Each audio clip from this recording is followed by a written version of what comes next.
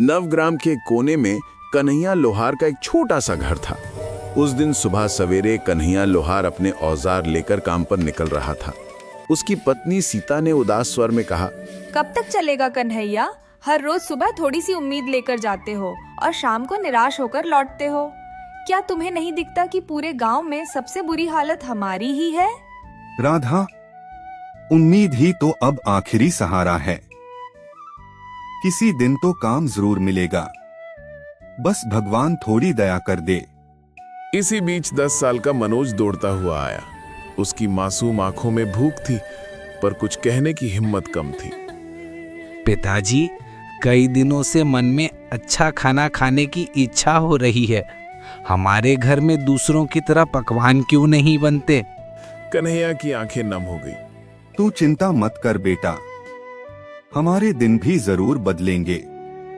एक समय आएगा जब हम दूसरों से भी बढ़कर पकवान बनाएंगे और तुझे जो दिल चाहे वही खिला पाएंगे। मनोज ने डरकर कहा, पिताजी, जब पड़ोसी के रमा काका के घर से पकवानों की खुशबू आती है तो मैं खींचा चला जाता हूँ। एक दिन वहां भी गया था, पर उन्होंने मुझे देखते ही दरवाजा बंद कर दिया और कहा, यहाँ मत आप, भाग जाओ।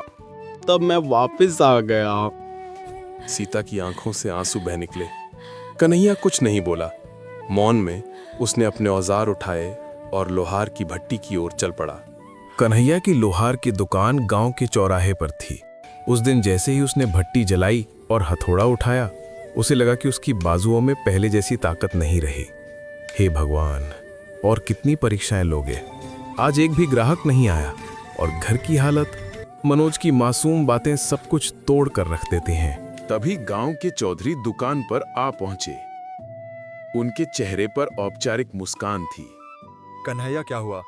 आज तेरे हाथों में पहले जैसा जोर नहीं दिख रहा, करीब कुछ बोझिल लग रहा है। कन्हैया धीरे से बोला, चौधरी जी, मेरा परिवार बहुत बड़ी आर्थिक तंगी में है। मेहनत बहुत करता हूँ, पर किस्मत साथ नहीं देती। पास से भीलू आ गया। मैं तो कहता हूँ इस कन्हैया को गांव से निकाल देना चाहिए। उसकी मनहूस छाया धीरे धीरे पूरे गांव में फैल रही है। कहते हैं कुछ लोगों पर काल की छाया होती है, ये सब बर्बाद कर देंगे। चौधरी पहले थोड़ी देर चौंके, फिर जोर से हंस दिया। भीलू ही उसकी हंसी में साथ हो लिया। दोनों कन्हैया की हालत पर ठाके लगाकर चले गए। कन्हैया वहीं बैठा रहा, आंखें आसमान की ओर उठाए। हे भगवान, क्या मैंने अपनी तकदीर खुद लिखी थी? क्या मैंने किसी का बुरा किया है? मैंने चोरी नहीं की, बेईमानी नहीं की, फिर ये दुख मुझ पर क्यों आया है? मेरे सपनों की दिया बुझ चुकी है, उम्मीदों के चिराग टूट गए, धुंध में खो गया हूं, कहीं से रास्ता नहीं दिखता। ये तन्हाई कब खत्म होगी? शाम होते होते वो थका हारा घर पहुंचा, चेहरा उदास। जैसे ही घर में कदम रखा, सीता ने उसे देखा। अरे, क्या हुआ कन्हैया? आज तुम्हारा चेहरा इतना उदास क्यों है? कुछ तो कहो। कन्हैया की आंख भर आई। उसने धीमे से बताया कि दुकान में कोई ग्राहक नहीं आया। चौधरी व भीलू ने भी उसका मजाक उड़ाया। सीता चुप हो गई। उसकी आंख भर आई। सुबह जब तुम दुकान जा रहे थे, तब मैं भी बोल रही थी, मेरी भी कुछ कमी रही होगी। मैं तुम्हारी दुख को पूरी तरह समझ नहीं पाई, पर फिक्र मत करो, भगवान सब ठीक करेगा। अगले दिन सुबह सीता ने कहा, कन्हैया, खाने के लिए कुछ उधार ले आओ, गांव की दुकान से कुछ सामान मिल सकता है। कन्हैया ने कपकपाते स्वर में कहा, नहीं सीता, मैंने कल भी गया था, दुकानदार अपना पिछला उधार मांग रहा है। अब मेरे लिए वहां जाकर उधार मांगना शर्म की बात है। गांव वाले सब जानते हैं कि मैं उधार लेकर भी चुका नहीं पाता। वापस करूं तो कहां से? हमारे पास जो आता है वही चला जाता है। अगर ऐसा ही चलता रहा तो हमें गांव छोड़कर जाना पड़ेगा। सीता ने उसे झुठलाया नहीं, पर मन में उम्मीद की लहर रखी। हमें उम्मीद रखनी चाहिए, हमारे भी दिन बदलेंगे। कन्हैया चुप रहा। उसके कदम बेजान थे। अंततः वो चुपचाप घर से निकल पड़ा और सीधे जंगल की ओर चल दिया। उसका दिल भारी था, आंखों में उदासी, कदम जैसे सूने। वो जंगल की सीमा तक पहुंच चुका था। तभी आगे से चौधरी आता दिखाई दिया। अरे कन्हैया, आज दुकान क्यों नहीं खोली? जंगल जाकर लकड़हारा बनने का इरादा है क्या? कन्हैया चुप रहा। उसके पास चौधरी को जवाब देने के लिए शब्द नहीं थे। चौधरी हंसकर चला गया। कन्हैया बिना कुछ बोले जंगल की गहराई की ओर बढ़ गया। वो थक चुका था, पांव जवाब दे चुके थे। एक घने वृक्ष की छाया में बैठकर आसमान देखने लगा। मैं मर्द हूं, इसलिए किसी के सामने रो नहीं सकता। अगर सीता और मनोज मुझे रोते हुए देखें तो उनका मनोबल टूट जाएगा। इसीलिए मुझे जंगल आना पड़ा।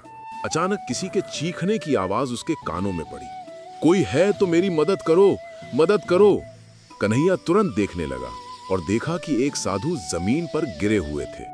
साधु महाराज, आपको क्या हुआ? आप ऐसे क्यों पड़े हैं? साधु बोले, बेटा, मैं चित्रनगर की ओर जा रहा था कि रास्ते में मेरे पांव में मोच आ गई, गिर पड़ा और तब से इस सुनसान जंगल में पड़ा हूं। कई दिन हो गए, कोई नहीं दिखा और मुझे बहुत प्यास लगी है। अगर समय रहते पानी नहीं मिला तो शायद मैं बच न सकूं। कन्हैया घबरा गया और इधर उधर देखने लगा। साधु ने कहा, यहाँ तो दूर दूर तक कोई तालाब नहीं दिख रहा महाराज, पर करीब 2 मील दूर एक तालाब है। तुम मेरे लिए वहां से पानी ले आओ। इतना कहकर साधु ने अपना कमंडल कन्हैया के हाथ में दे दिया। थका हारा कन्हैया बिना देर किए उस दिशा में चल पड़ा जहां उसे आखिरी उम्मीद दिखाई दे रही थी। जंगल की खामोशी में उसने अपनी थकी टांगों के बावजूद तालाब तक पहुंचा। जब उसने कमंडल पानी में डाला तो अचानक तालाब से धुआं उठने लगा।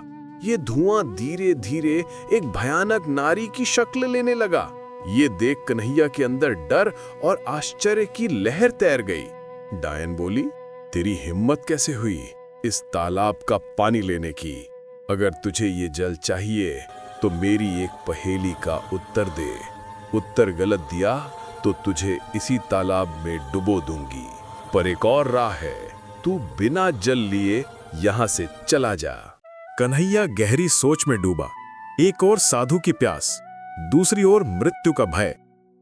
मैं वादा किया है, मैं बिना जल लिए नहीं जाऊंगा। डायन ने पहेली सुनाई।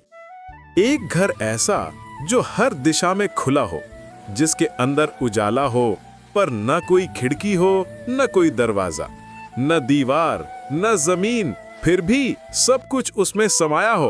बताओ कौन है? कन्हैया ने उत्तर दिया, वो है मनुष्य का मन, जो हर दिशा में खुला होता है, जिसमें उजाला भी होता है और अंधेरा भी। ना दीवार ना दरवाजा ना खिड़की, फिर भी सब कुछ वहां समाया है। डायन कुछ पल चुप रही, फिर चहक कर हंस पड़ी। तू पहला ऐसा मनुष्य है जिसने मेरी पहेली का सही उत्तर दिया। जा, जितना जल चाहिए ले जा। आज तुझसे मिलकर मुझे प्रसन्नता हुई। कन्हैया ने कमंडल भर भरकर ठंडा पानी लिया। उसकी आंखों में चमक थी, सफलता और संतोष का प्रकाश। फिर वह लौट पड़ा। कदम जल्दी पर दिल में शांति थी। साधु की आंखों में आश्चर्य और प्रसन्नता झलक रही थी। बेटा, क्या सच में तूने उसी तालाब से जल लिया? कन्हैया ने सिर झुकाकर कहा, हाँ महाराज, आपने कहा था और मैंने निभाया।